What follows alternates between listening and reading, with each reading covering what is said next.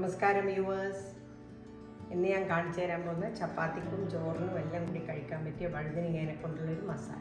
അതിന് വേണ്ടിയിട്ട് ഞാൻ എടുത്ത വഴുതനങ്ങയാണ് ഇത്. ആ വലിയ വഴുതനങ്ങയില്ലേ, നല്ല ഇത്ര നീളമുള്ള ആ വഴുതനങ്ങ ഇതേപോലെ സ്ലൈസ് ചെയ്തിട്ട് ഇതാ ഇങ്ങനെ സ്ലൈസ് ചെയ്തിട്ട്, ഒരു സവാള വെല്ലുള്ളി നീളത്തിൽ അരിഞ്ഞത്, ഒരു തക്കാളി അരിഞ്ഞത്, ഇഞ്ചിയും വെളുത്തുള്ളിയിൽ ഓരോ ടീസ്പൂണ്, പച്ചമുളക് 3 എണ്ണം, മല്ലിയില ലാസ്റ്റ് ഗാർണിഷിങ്ങിനാണ്, ഒരു പിടി ചെറിയൊരു പിടി തക്കാളി 1 ഇതേപോലെ അരിഞ്ഞിട്ട്, 1 ടേബിൾ സ്പൂൺ മല്ലിപ്പൊടി, 1 ടേബിൾ സ്പൂൺ കാശ്മീരി ചില്ലി പൊടി, 1/2 ടീസ്പൂൺ മഞ്ഞ.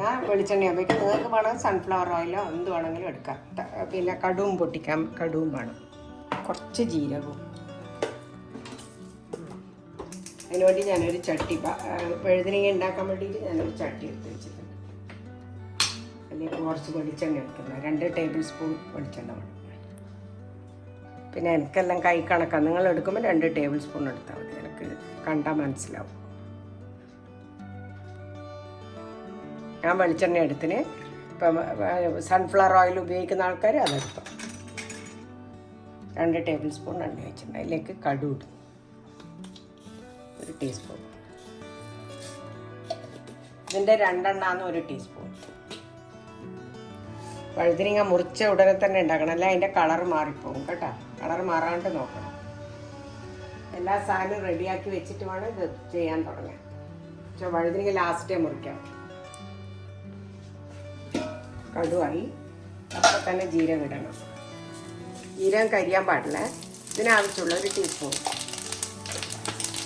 അപ്പം തന്നെ ഉള്ളി ഇട്ടോളുക.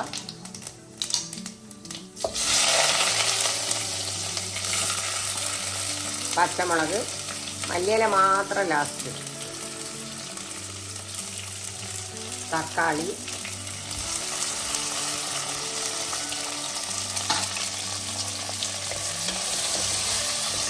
നന്നായി വരുമ്പോൾ വഴുതനങ്ങ ഇടണം.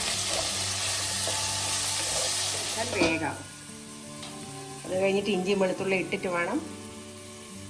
പിന്നെ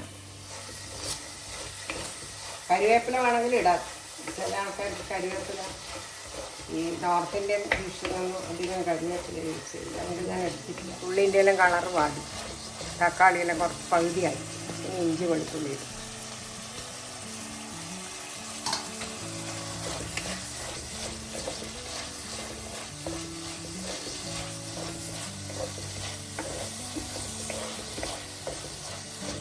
ഇതിൻ്റെ മണം പുറത്തേക്ക് വരുമ്പോൾ, ഇഞ്ചിൻ്റെയും വെളുത്തുള്ളിൻ്റെയും പുറത്തേക്ക് വരുമ്പോൾ മണം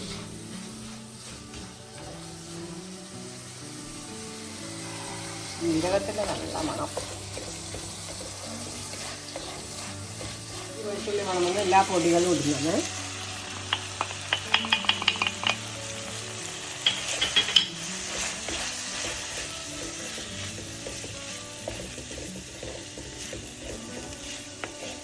പൊടി മൂത്താൽ വഴുതനങ്ങയും ഉപ്പും ഒരുമിച്ച്.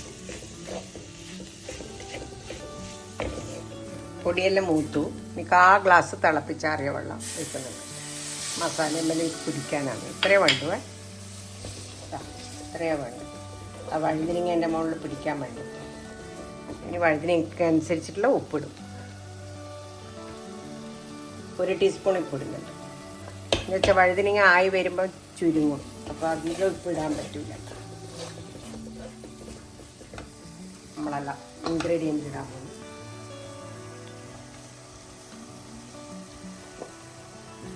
എല്ലാം വിടർത്തി ഇട്ടു.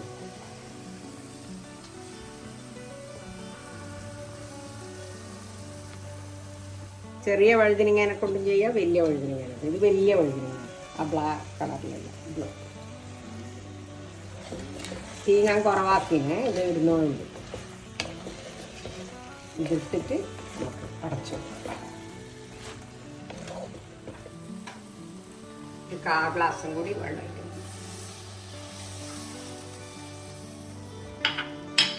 നല്ലോണം ഇളക്കിയിട്ട് തീ കുറച്ചിട്ട് അടച്ചു വെക്കുക. വേവട്ടെ. വേവൊന്നുമില്ല അധികം, എന്നാലും നല്ലോണം ഒന്നും ആവണ്ടേ, ഉപ്പെല്ലാം പിടിക്കണ്ടേ.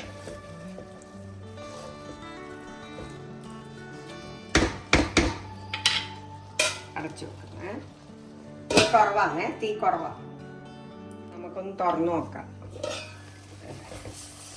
ആയി വരുന്നുണ്ട്. ആയിട്ടില്ല. ഇടയ്ക്കൊന്ന് ഇളക്കിയിട്ട് കൊടുക്കണം. Maximum 10 minute. അപ്പോഴത്തേക്ക് ഇതെല്ലാം വഴുതിനിങ്ങ പെട്ടെന്നാവും. ഞാൻ വെച്ച് ഉണ്ടാക്കിയെടുത്ത് ഇപ്പോൾ 10 മിനിറ്റ് എടുത്തിട്ടുള്ളൂ.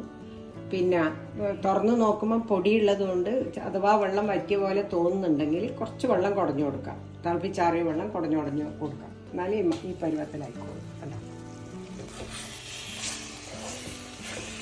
അങ്ങനെ നമ്മളെ വഴുതനങ്ങ മസാല ടേസ്റ്റി റെഡി ആയിട്ടുണ്ട്. ഇറച്ചിക്കറീനൊക്കെ തോപ്പിക്കുന്ന ഒരു കറിയായി.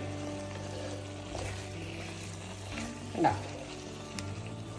എല്ലാം വെന്ത് റെഡി. പച്ചമുളകിൻ്റെ കളറ് മാറിയാൽ അർത്ഥം സാധനം ആകുന്ന. ഏത് കറിയിലും പച്ചമുളകിൻ്റെ കളറ് മാറുമ്പോൾ നിങ്ങൾക്കൊരു ടിപ്പ് പറഞ്ഞുതരാം. പച്ചമുളകിൻ്റെ കളർ ഇതേപോലെയാവും. പച്ച കളർ മാറിയിട്ട് ഇതും അന്നേരം ആ കറി ആകില്ല. ഞാൻ ഓഫാക്കുന്ന.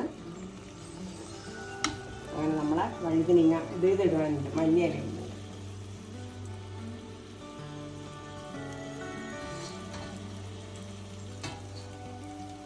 ചെറിയ തീയിലാണ് വെച്ചുണ്ടാക്കിക്കൊണ്ടിരുന്നത്. തീ അധികമാക്കി ചട്ടി ആയതുകൊണ്ട് നിങ്ങൾ നോൺ സ്റ്റിക്ക് ആണെങ്കിൽ പേടിക്കണം. ഇത്രയും വെള്ളം ആവശ്യവും വരില്ല. തട്ടിക്കൊഴിക്കുന്ന പോലെ വെള്ളം ആവശ്യം വരില്ല. മറ്റേ നോൺ സ്റ്റിക്കിൽ ചെയ്യുമ്പോൾ കുറച്ച് തിളപ്പിച്ച് ആദ്യം ഒഴിക്കുന്ന വെള്ളം ആവശ്യം വരും. അതിനെ ഓഫാക്കുന്നത്. എണ്ണ ഒഴിച്ച 1 ടേബിൾ സ്പൂൺ എണ്ണ.